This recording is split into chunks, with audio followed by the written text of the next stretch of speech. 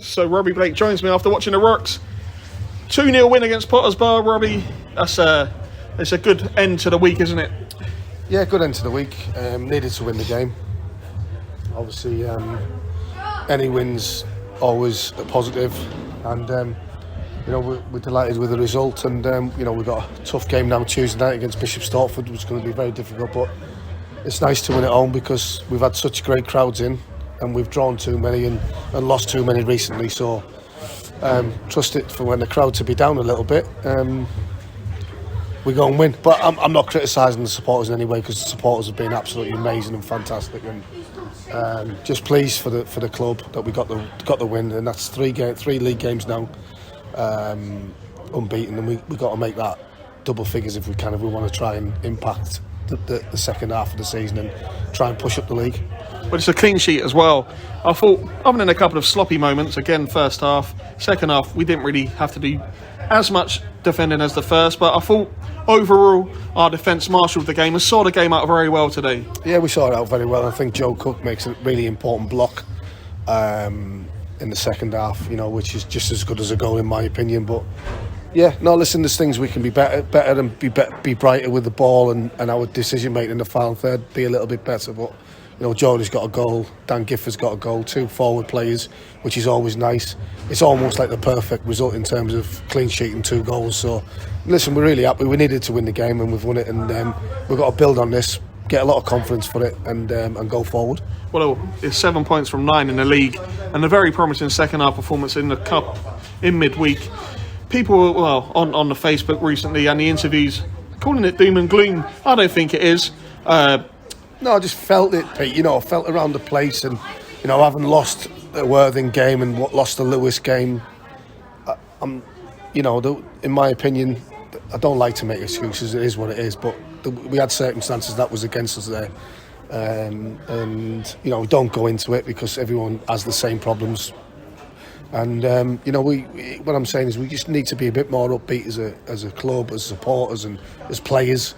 Listen, it's up to the players to get the supporters upbeat. I understand that with the performances and the results, but like I say, it's nice to get that win, and hopefully we can breed a bit of confidence going into some tough games coming up.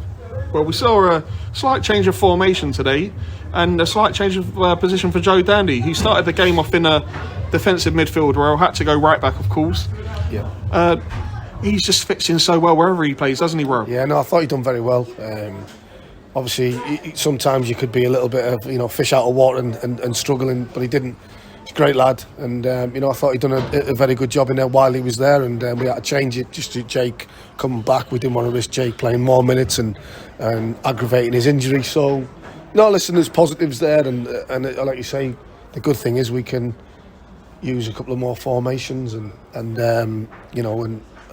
that's a bonus for us. Well, how good is it to have Jake Flanagan back? Had a part to play in the first goal, fantastic cross that led to the goal.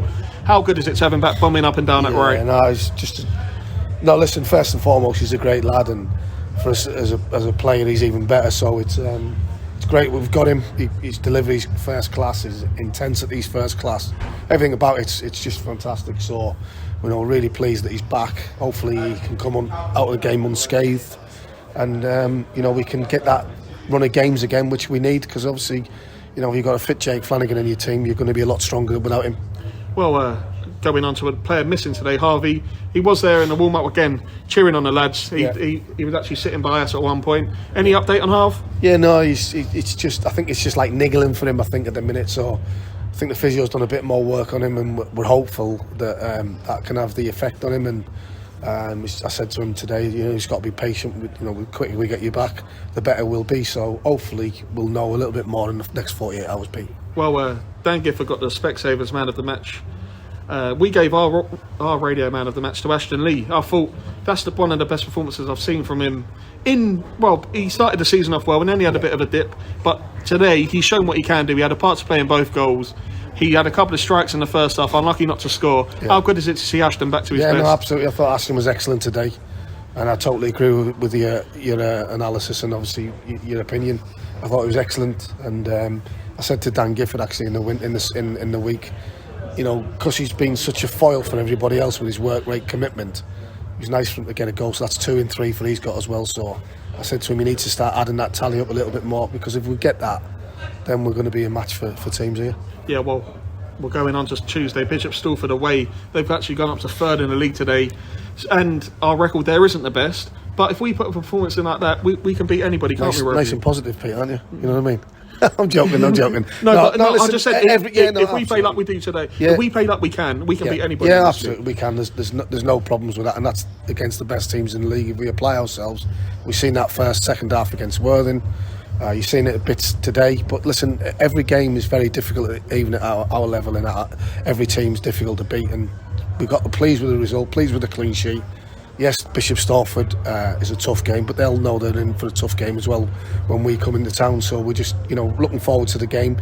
If we can get a really good positive result on Tuesday, it just sets us up nice for the up and coming fixtures. Just lastly, I thought Ethan and Kane done very well when they came on. Charlie only came on for a couple of minutes, but I thought Ethan got stuck in today, and that's probably he's made a couple of mistakes, and he's been on the bench a couple of times, but it's good to see him getting stuck in, isn't it, and showing that he wants to be on that pitch. No, absolutely, and it's what it's all about. If you get left out, or if you get in a position where you're not in the team, you've got to work hard to try and get back in, or show the manager the willingness to get back in the team and have that tenacity, that energy that he brought, and inevitably, if you've got a good, successful team, you need competition for places, and that's what we need. We need everyone pulling in the same direction, and we've had that today. And if we can get Harvey back as well, that's another added bonus for us. So we keep going, we keep plodding, and like we say, that's 3 games unbeaten now, and we need to try and continue with that on.